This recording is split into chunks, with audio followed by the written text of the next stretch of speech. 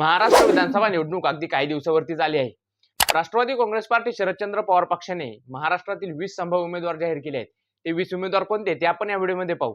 नमस्कार, मी निलेश आणि तुम्ही पाहताय निलेश बडे युट्यूब चॅनल.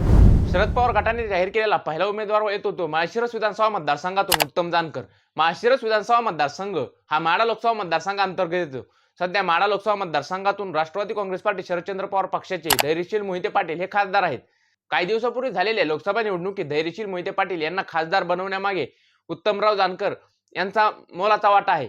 त्यामुळे उत्तमराव जानकर यांना या विधानसभा निवडणुकीत विजयी करून आमदार करण्यासाठी धैर्यशील मोहिते पाटील स्वतः ताकद लावताना दिसू शकतात.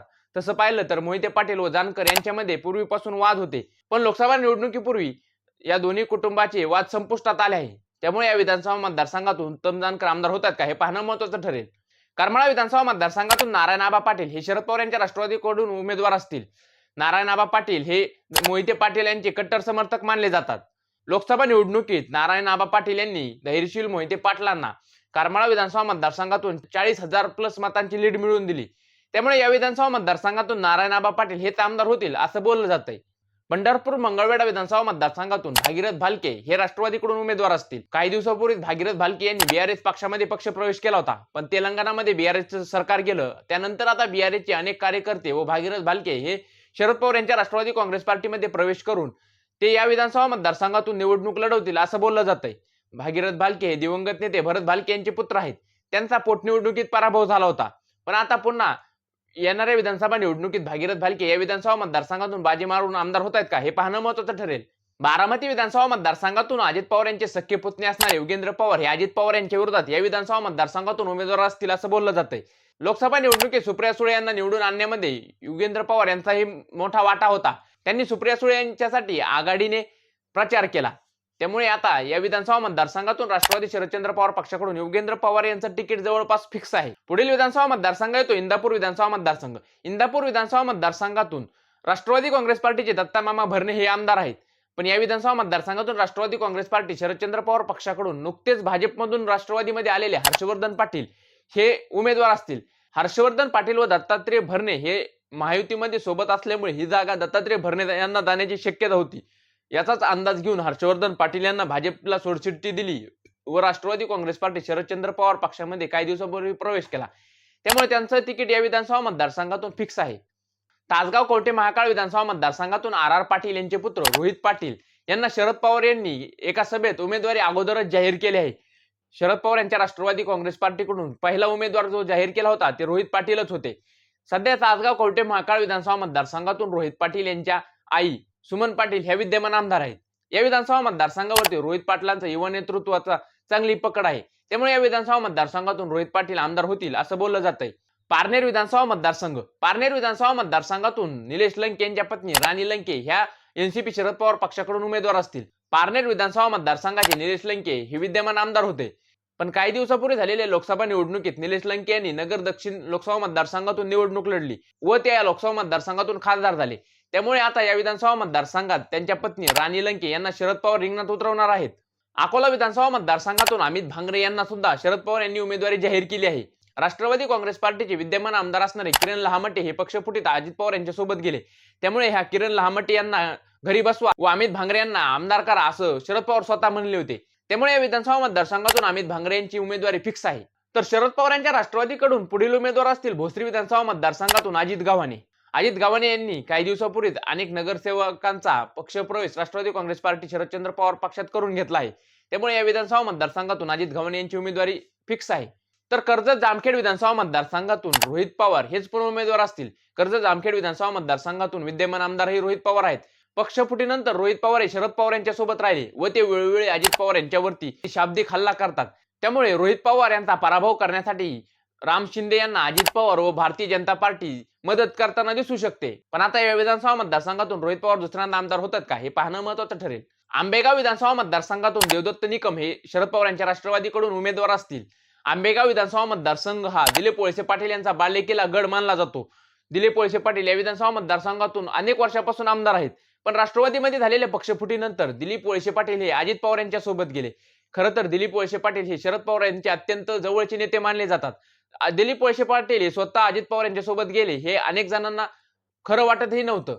पण आता दिलीप वळसे पाटील यांचा पराभव करण्यासाठी या विधानसभा मतदारसंघातून शरद पवार हे देवदत्त निकम यांना रिंगणात उतरवणार आहेत. उदगीर विधानसभा मतदारसंघातून राष्ट्रवादी शरदचंद्र पवार पक्षाकडून सुधाकर भालेराव हे उमेदवार सुधाकर भालेराव यांनी अगदी काही दिवसापूर्वीच राष्ट्रवादी काँग्रेस पार्टी शरदचंद्र पवार पक्षामध्ये पक्षप्रवेश केला आहे. उदगीरचे विद्यमान आमदार असणारे राष्ट्रवादी काँग्रेस पार्टीचे सध्या विद्यमान मंत्री सुद्धा असणारे संजय बनसोडे यांना या विधानसभा मतदारसंघातून सुधाकर भालेराव चांगली टक्कर देतील असं बोललं जात आहे.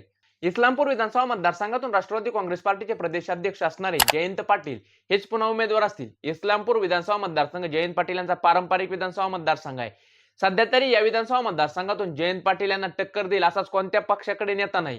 त्यामुळे जयंत पाटील इथे प्रत्येक उमेदवाराचा करेक्ट कार्यक्रम करून दरवेळेस आमदार होतात. राष्ट्रवादी झालेल्या पक्षफुटीनंतर राष्ट्रवादी काँग्रेस पार्टी शरदचंद्र पवार ही महाराष्ट्रात पुढे आणण्यामध्ये जयंत पाटील यांचं मोलाचा वाटा आहे. जर महाराष्ट्रात महाविकास आघाडीचं सरकार आलं तर राष्ट्रवादी काँग्रेस पार्टी शरदचंद्र पवार पक्षाकडून जयंत पाटील हे मुख्यमंत्री पदाचा चेहरा सुद्धा असू शकतात. मुंब्रा काळवा विधानसभा मतदारसंघातून शरद पवार यांचे अत्यंत निकटवर्तीय नेते मानले जाणारे जितेंद्र आव्हाड हे पुन्हा उमेदवार असतील.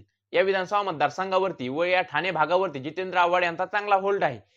त्यामुळे या विधानसभा मतदारसंघातून जितेंद्र आव्हाड पुन्हा आमदार होतील असंच सध्या तरी चित्र आहे. पुढील विधानसभा मतदारसंघ येतो काटोल विधानसभा मतदारसंघ. काटोल विधानसभा मतदारसंघातून महाराष्ट्राचे माजी गृहमंत्री राहिलेले व शरद पवार यांचे अत्यंत विश्वासू नेते मानले जाणारे अनिल देशमुख हे उमेदवार असतील. काटोल विधानसभा मतदारसंघ हे अनिल देशमुख यांचा पारंपरिक विधानसभा मतदारसंघ आहे. पण असंही बोललं जात आहे की नागपूरमधून देवेंद्र फडणवीस यांच्या विरोधात अनिल देशमुख विधानसभा निवडणूक लढवू शकतात. सध्याच्या काळात अनिल देशमुख व देवेंद्र फडणवीस यांच्यामधील राजकीय संघर्ष टोकाला गेला आहे. त्यामुळे देवेंद्र फडणवीस यांचा पराभव करण्यासाठी अनिल देशमुख नागपूरमधून विधानसभा निवडणूक लढवू शकतात. विधानसभा मतदारसंघ कोणताही असला तरी अनिल देशमुख यांची उमेदवारी 100% फिक्स आहे. उत्तर कराड विधानसभा मतदारसंघ. उत्तर कराड विधानसभा मतदारसंघातून राष्ट्रवादी काँग्रेस पार्टी शरदचंद्र पवार पक्षाचे विद्यमान आमदार असणारे बाळासाहेब पाटील हेच पुन्हा उमेदवार असतील. या उत्तर कराड विधानसभा मतदारसंघावरती बाळासाहेब पाटील यांचा चांगली पकड आहे. राष्ट्रवादीमध्ये झालेल्या पक्षफुटीनंतर बाळासाहेब पाटील हे शरद पवार यांच्यासोबत एकनिष्ठ राहिले. त्यामुळे येथून त्या एकनिष्ठेचं फळ बाळासाहेब पाटील यांना पुन्हा मिळून या विधानसभा मतदारसंघातून ते पुन्हा आमदार होतील असं बोललं जात आहे. पुढील विधानसभा मतदारसंघ येतो घनसावंगी विधानसभा मतदारसंघ. घनसावंगी विधानसभा मतदारसंघातून महाराष्ट्राचे माजी आरोग्यमंत्री असणारे राजेश टोपे हे शरद पवार यांच्या राष्ट्रवादी काँग्रेस पार्टीकडून उमेदवार असतील. राजेश टोपे यांनी जरांगे पाटील यांच्या आरक्षणाला वेळोवेळी पाठिंबा दर्शवला आहे. त्यामुळे जरांगे फॅक्टरचा फायदा राजेश टोपे यांना या घनसावंगी विधानसभा मतदारसंघात होईल असं बोललं जात आहे. त्यामुळे घनसावंगी विधानसभा मतदारसंघातून पुन्हा राजेश टोपे आमदार होत आहेत का हे पाहणं महत्त्वाचं ठरेल. रावरी विधानसभा मतदारसंघातून राष्ट्रवादी काँग्रेस पार्टी शरदचंद्र पवार पक्षाकडून प्राजक्त तनपुरे हे पुन्हा उमेदवार असतील. प्राजक्त तनपुरे हे माजी मंत्री सुद्धा आहेत. विशेष म्हणजे प्राजक्त तनपुरे हे जयंत पाटील यांचे भाचे सुद्धा आहेत. शरद पवार यांच्या राष्ट्रवादी काँग्रेस पार्टीचा शेवटचा उमेदवार येतो तो बीड विधानसभा मतदारसंघातून संदीप क्षीरसागर. बीड लोकसभा निवडणुकीच्या वेळी संदीप क्षीरसागर यांनी बजरंग सोनवणे यांच्यासाठी अत्यंत एकनिष्ठतेने काम केलं. पण याचा तोटा संदीप क्षीरसागर यांना या विधानसभा निवडणुकीत होईल असं बोललं जात आहे. बीड विधानसभा मतदारसंघांतर्गत येणारा ओबीसी समाज व प्रामुख्याने वंजारी समाज हा संदीप क्षीरसागर यांच्या पूर्णतः विरोधात आहे असं चित्र या विधानसभा मतदारसंघात सध्या तरी आहे.